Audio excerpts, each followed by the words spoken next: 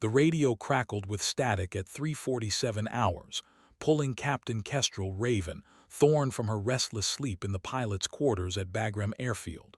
Something was wrong. The emergency frequency shouldn't have been broadcasting anything but silence at this ungodly hour, yet voices cut through the white noise, urgent, desperate, and fatting fast. Broken arrow, this is Neptune 6. We are compromised. Repeat, Neptune 6 is compromised. The transmission dissolved into gunfire and shouting before cutting to dead air.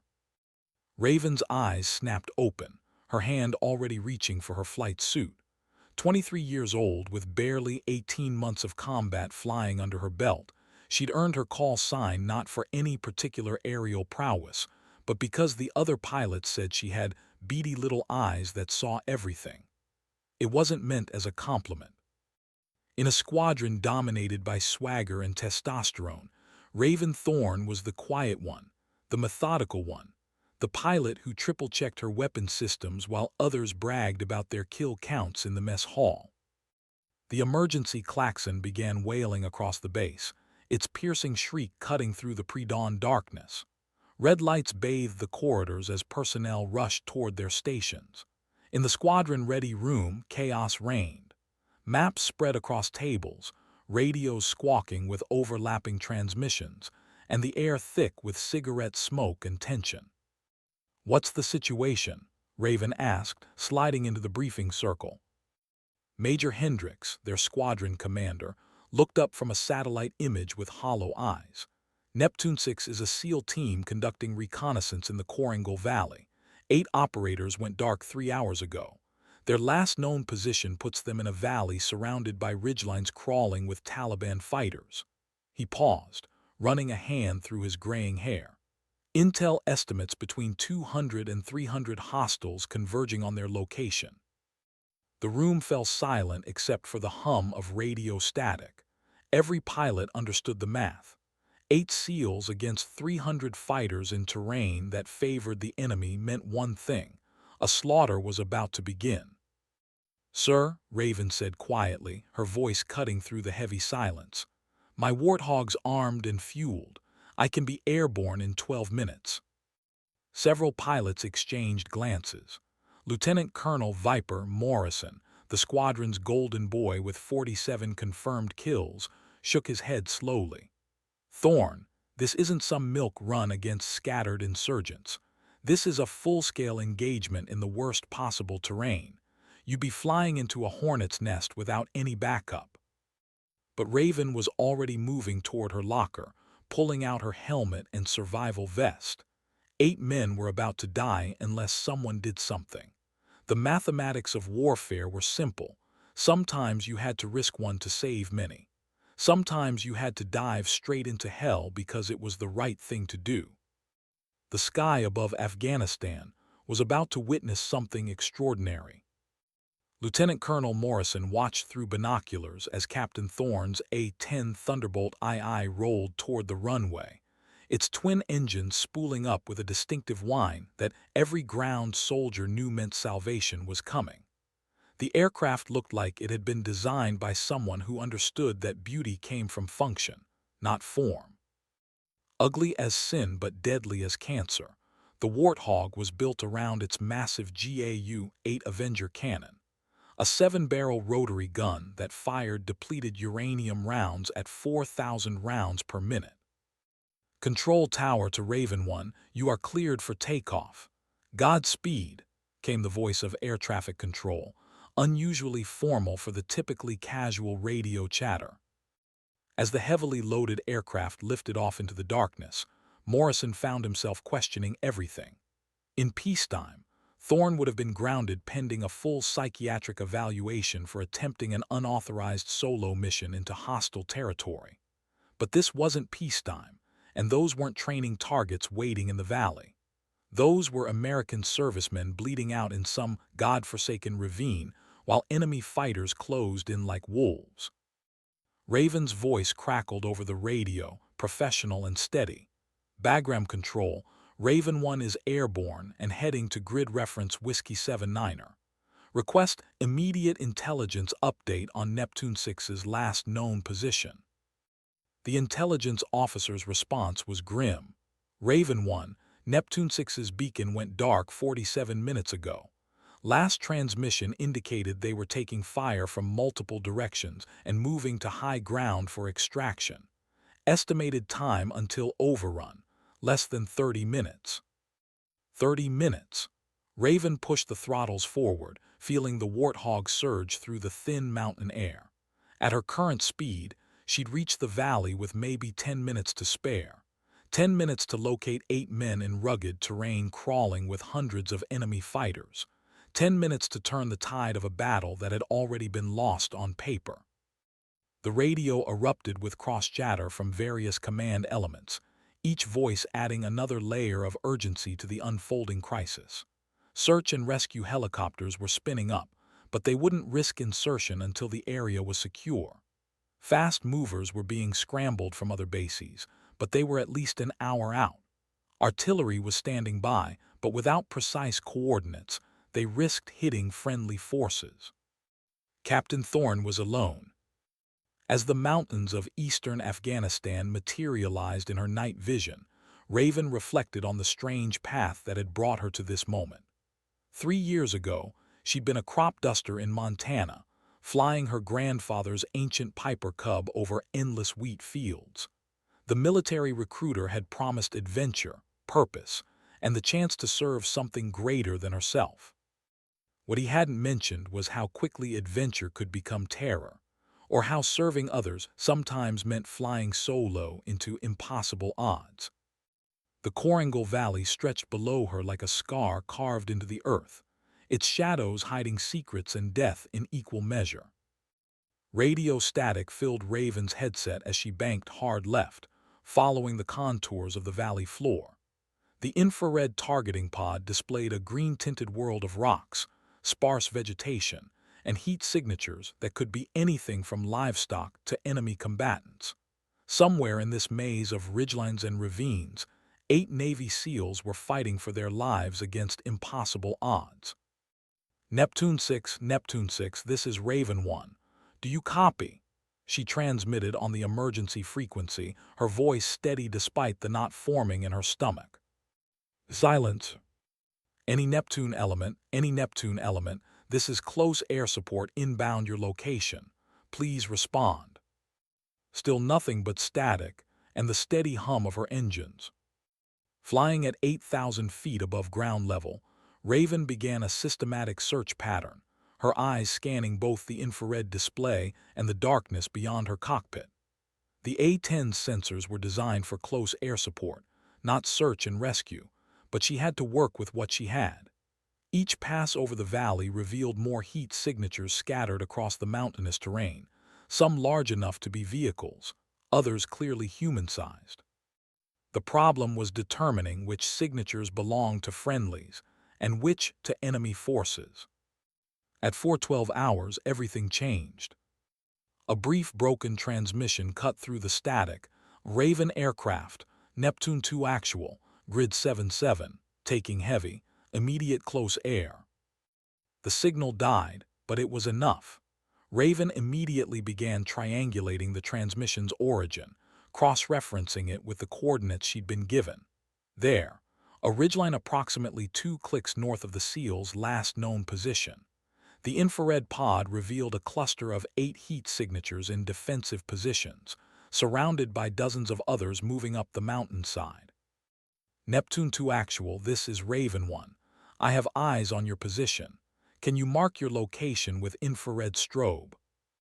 A pause then. Raven 1, negative on strobe, equipment damaged. We're on the northern ridgeline, approximately 50 meters below the peak. Enemy forces approaching from all sides. The voice belonged to someone young, someone trying very hard to sound calm while his world fell apart around him. Raven had heard that tone before, in her own voice during her first combat mission 6 months ago. Copy, Neptune 2 actual. I need you to stay exactly where you are. Do not move from your current position. Danger close fire mission incoming. She armed her weapons systems and began her attack run, diving toward the mountainside at a steep angle that would bring her uncomfortably close to the terrain. The Warthog wasn't built for precision strikes. It was built for devastating area denial. But precision was exactly what this mission required. One wrong burst, one slight miscalculation, and she'd be responsible for killing the very men she'd come to save. The infrared targeting system locked onto the first group of enemy fighters, their heat signatures clearly visible as they advanced up the slope toward the SEAL position. Raven's finger hovered over the trigger, waiting for the perfect moment when geometry and fate would align to give her the shot she needed. At 4:14 hours, Captain Kestrel, Raven, Thorn pulled the trigger for the first time in anger, and the mountain erupted in fire. The GAU-8 Avenger cannon spoke with a voice like tearing canvas, each burst sending 70 rounds of depleted uranium downrange in less than 2 seconds. The sound reached the ground moments after the projectiles, creating a distinctive BRRRRT that every infantryman knew meant death was raining from above. Raven's first pass scattered the advancing enemy fighters, their heat signatures dispersing as they sought cover among the rocks and sparse vegetation. But this was just the beginning. The SEALs were trapped on high ground with nowhere to go, and the enemy had them surrounded. This wouldn't be won with a single strafing run. Neptune 2 Actual Raven 1, splash on target, how copy? Raven 1, good hits, good hits. You bought us some breathing room, but they're regrouping. We're taking sniper fire from multiple positions and running low on ammunition. The transmission was clearer now, less strained, and Raven could hear automatic weapons fire in the background. The SEALs were still in the fight, but barely. Banking hard right, she began setting up for her second attack run when her radar warning receiver began screaming. Surface-to-air missile launch. The enemy had been waiting for her to commit to a predictable flight path, and now they had her bracketed. Missile launch, she called out over the radio, more from habit than hope that anyone could help her. She was alone up here, and survival depended entirely on her ability to outmaneuver a weapon designed to kill aircraft like hers. The A-10 wasn't known for its agility, but Raven threw the heavily loaded aircraft into a diving turn that would have made a fighter pilot proud. Chaff and flares streamed from the defensive countermeasures dispensers as she tried to break the missile's lock. G-forces pressed her deep into her ejection seat as she pulled out of the dive barely 500 feet above the valley floor. The missile detonated harmlessly above her, its fragments peppering the armored belly of the Warthog, without penetrating the titanium bathtub that protected her cockpit. Still here, Neptune 2 Actual, but they're getting smart. I need to change tactics. What happened next would be debated in military colleges for years to come. Instead of climbing back to a safe altitude for another conventional attack run, Captain Thorn did something that violated every rule of close air support engagement. She began flying low-level attack patterns through the valley, using the terrain to mask her approaches, and denying the enemy the predictable target they needed for their surface-to-air missiles. It was brilliant, reckless, and completely insane. Flying at barely 200 feet above ground level, she carved through the mountainous terrain like a predator hunting prey, appearing suddenly over ridgelines to deliver devastating bursts of cannon fire before disappearing behind the next hill.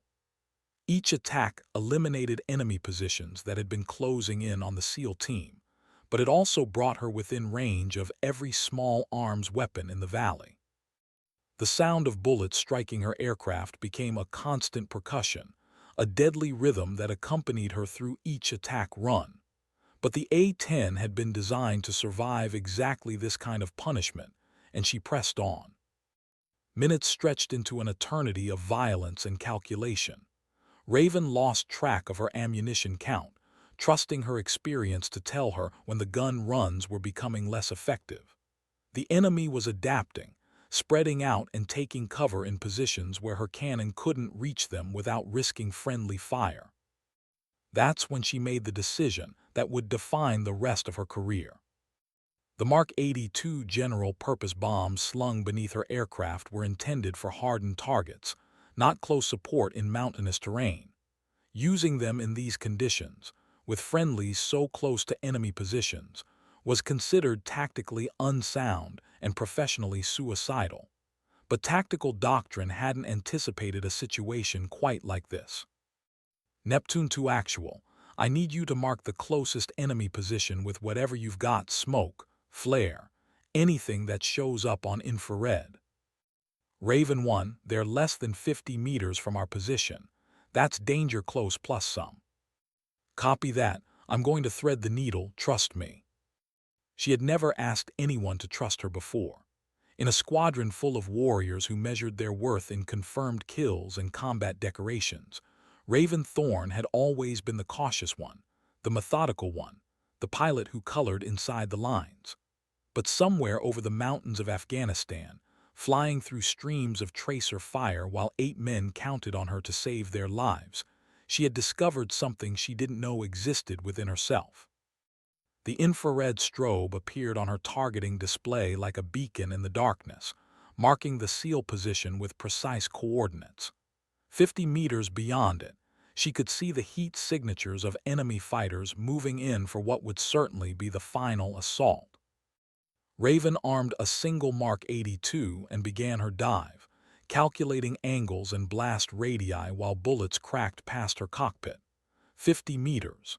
In the mathematics of high explosive ordnance, 50 meters was the difference between salvation and catastrophe. She released the bomb at the last possible moment and pulled up hard, praying to whatever gods watched over fools and aviators that her calculations had been correct. The explosion lit up the valley like a miniature sun, its shockwave rattling Raven's aircraft even at her safe distance. For several seconds, the radio fell silent except for the ringing echoes of detonation bouncing off the mountainsides. Then, impossibly, a voice emerged from the static. Raven 1, Neptune 2 Actual, that was perfect, threat neutralized, you just saved 8 lives. Captain Thorne closed her eyes for just a moment, allowing herself the luxury of relief. But the mission wasn't over yet. The SEALs were alive, but they were still trapped in hostile territory with limited ammunition and no clear extraction route. The enemy had been scattered, not destroyed, and they would regroup soon enough. Neptune 2 Actual, what's your status on ammunition and wounded? We've got maybe 10 minutes of effective fire remaining. 2 wounded, but both are mobile. We need extraction or resupply, and we need it soon. Raven checked her own ammunition status. Less than 300 rounds remaining for the GAU-8 and 1 Mark 82 bomb. Not enough for a sustained fight, but maybe enough to buy time for the cavalry to arrive. Copy that. I'm going to establish a defensive perimeter around your position. Help is on the way. It was a lie, but a necessary one. The rescue helicopters were still on the ground, waiting for clearance that might never come. The fast movers were at least 30 minutes out, assuming they could even locate the target area in the darkness. For now, the SEALs had only one guardian angel, and she was running out of ways to help them. The next 20 minutes would test every skill Raven had learned in flight school and every instinct she had developed as a combat pilot. Flying in tight circles around the SEAL position, she engaged scattered groups of enemy fighters who tried to re-establish their attack positions. Each engagement was a careful balance between conserving ammunition and maintaining the psychological pressure that kept the enemy at bay. The A-10's distinctive engine note became a constant presence in the valley, a mechanical growl that promised death to anyone who moved against the Americans on the ridgeline. And slowly, almost imperceptibly, the tide began to turn. Raven 1, Neptune 2 Actual, I don't know how you're doing it, but the enemy seems to be pulling back. They're not advancing anymore. Raven allowed herself a thin smile. Psychological warfare was just as important as kinetic effects, and the enemy had learned to fear the sound of her engines. They might have numerical superiority, but they had no air cover, no heavy weapons, and no way to counter an attack aircraft that seemed to appear out of nowhere to deliver precise, devastating fire. But ammunition was finite and so was fuel. The mathematics of aerial warfare were unforgiving. Eventually, she would have to return to base, and when she did, the SEALs would be alone again. At 4:51 hours, salvation arrived from an unexpected source. The radio crackled with a new voice, calm and professional. "Raven 1, this is Hammer 7-1. We are a flight of 2 Apache helicopters inbound your location. What's your tactical situation?" Relief flooded through Raven's chest like warm honey. Apache gunships meant firepower, persistence, and the ability to provide close support for as long as the SEALs needed it. More importantly, it meant she had successfully kept 8 good men alive long enough for help to arrive. Hammer 7-1, Raven 1. I have Neptune 2 actual secured on the northern ridgeline at grid 7749er. Enemy forces have pulled back but are still in the area. I am low on fuel and ammunition, but can remain on station for another 15 minutes. Copy, Raven 1. We have you on our sensors. Excellent work up here. We'll take it from here. As the 2 Apache helicopters materialized from the darkness, their infrared searchlights sweeping the valley floor, Raven felt something she hadn't experienced since this nightmare began: the possibility of success. Not just survival, but actual success. 8 men would go home to their families because she had been willing to dive into hell when nobody else could. The handoff between aircraft was smooth and professional. Raven briefed the Apache pilots on enemy positions, ammunition expenditures, and the SEALs' current status before beginning her journey back to Bagram. As she climbed away from the valley, she could hear the distinctive sound of 30 chain guns engaging targets below. Neptune 2 actual, Raven 1. I'm departing your location. Hammer flight has you covered now. Raven 1, Neptune 2 actual. I don't know what your name is, but you just performed a miracle up here. 8 of us are going home because of what you did tonight. Thank you doesn't seem like enough. Captain Thorne found herself struggling for words. In all her months of combat flying, she had never received a transmission quite like that one. Usually, the radio chatter was professional and brief: coordinates, ammunition counts, target descriptions. Personal comments were rare, and gratitude was almost non-existent. Just doing my job, Neptune 2 actual. Glad I could help. But as her A-10 turned toward home, its engines singing their familiar tune in the thin mountain air, Raven knew that something fundamental had changed during the past hour. She had stopped being the quiet pilot who colored inside the lines and had become something else entirely. A warrior who would dive straight into impossible odds because 8 lives were worth the risk. The sky above Afghanistan was beginning to lighten in the east, painting the mountains in shades of gold and purple that reminded her of Montana wheat fields. In a few hours, she would file her after-action report, debrief with intelligence officers, and endure the inevitable questions about why she had violated standing orders by flying a solo mission without authorization.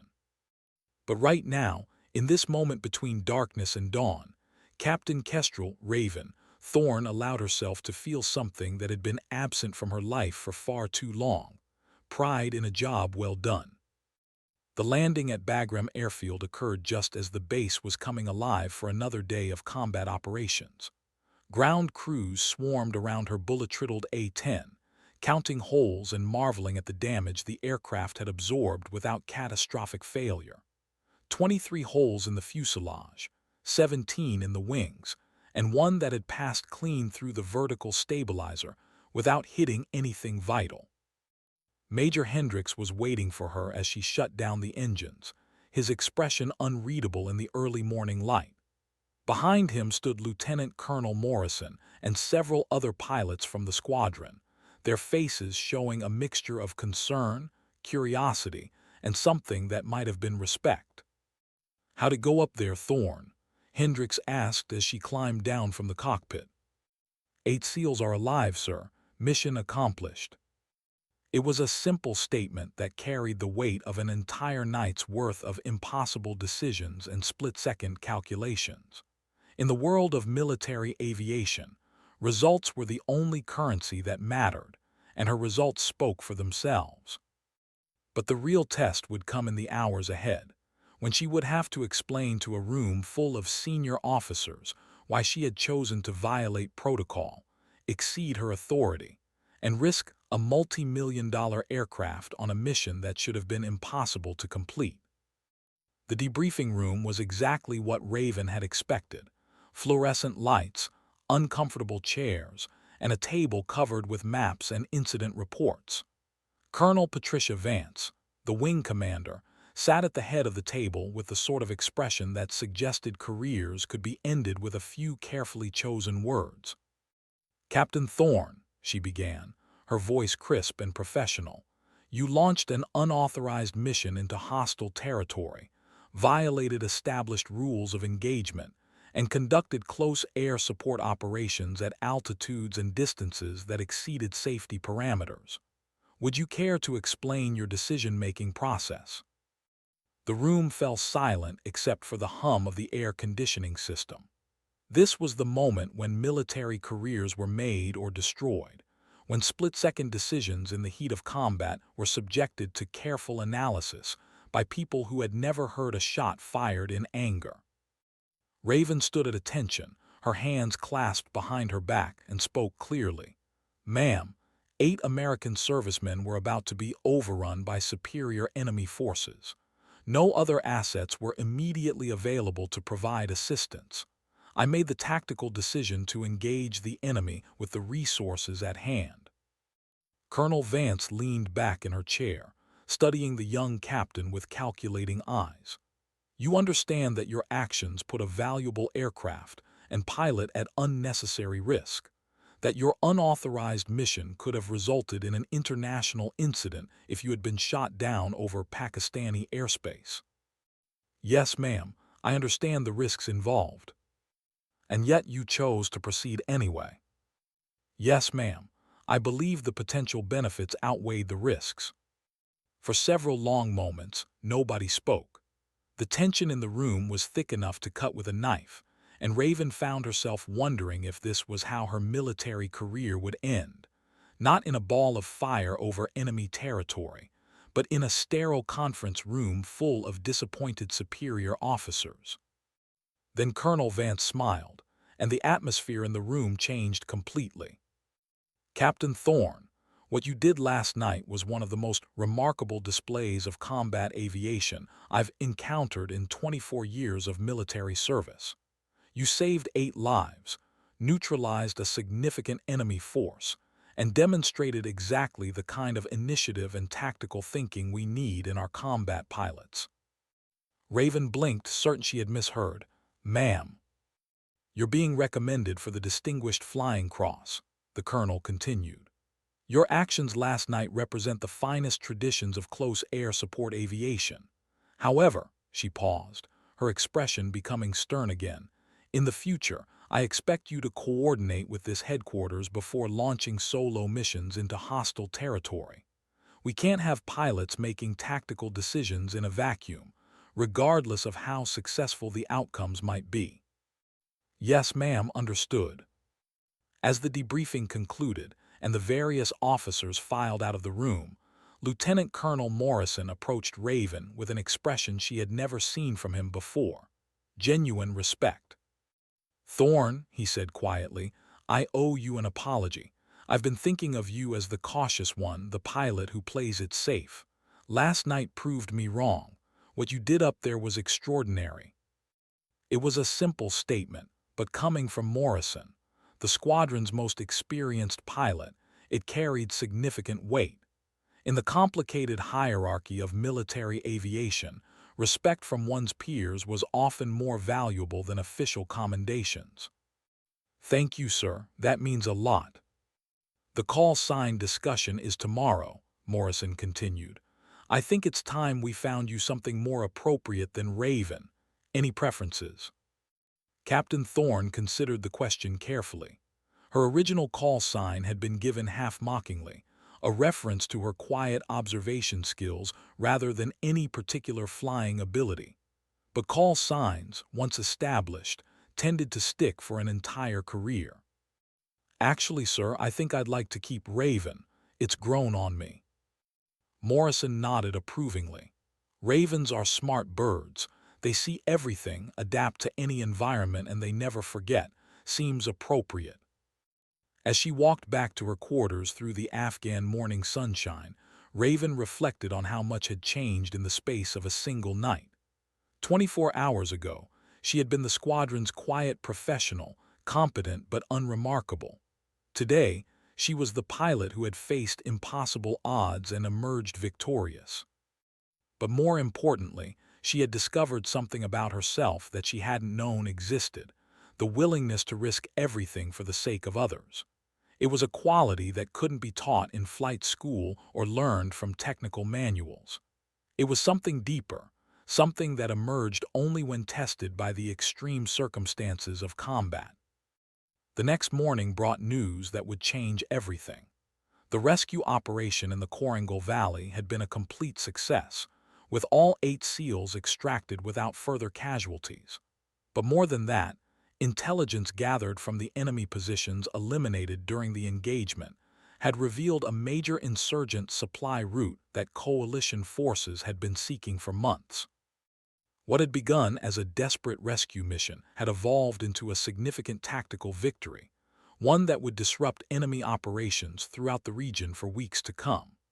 The ripple effects of that single night would be felt far beyond the mountains, where 8 men had faced death and found salvation in the form of an A-10 Warthog flown by a young woman from Montana. Captain Thorne found herself summoned to yet another briefing, this one attended by intelligence officers, special operations commanders, and senior staff from multiple bases throughout Afghanistan. The scope of the meeting suggested that her midnight flight had attracted attention at the highest levels of the military hierarchy.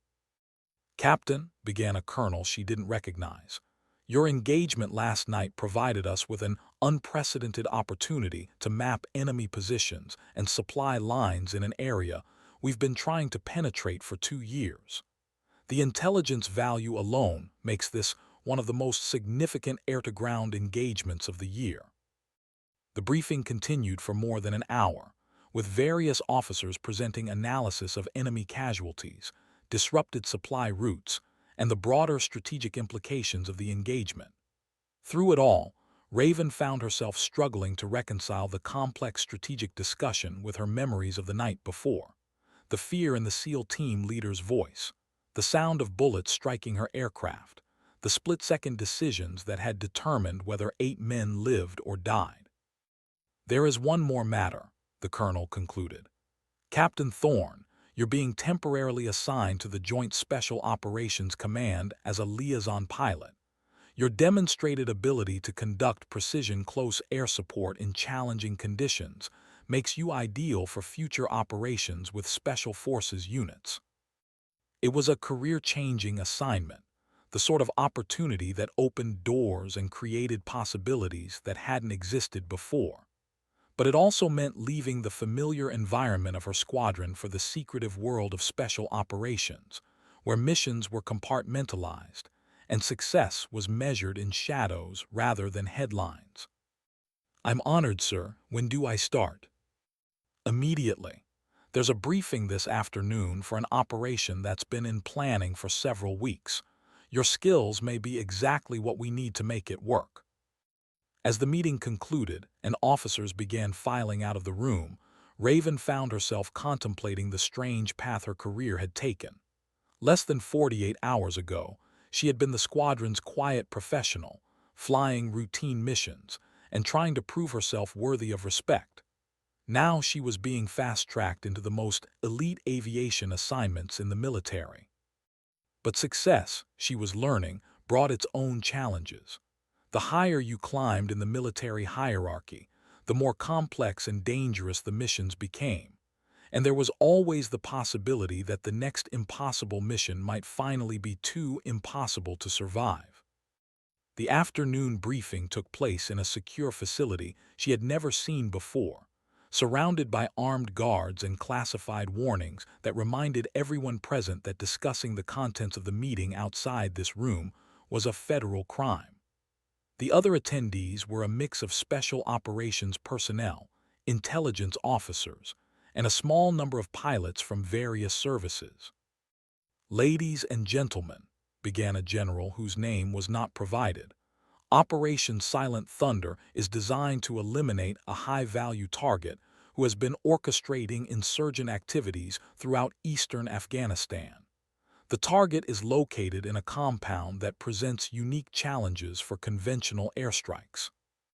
The briefing materials revealed a complex mission profile that would require precise coordination between multiple aircraft and ground elements. The target compound was located in a populated area where civilian casualties were a significant concern, and intelligence suggested that the target had access to sophisticated air defense systems.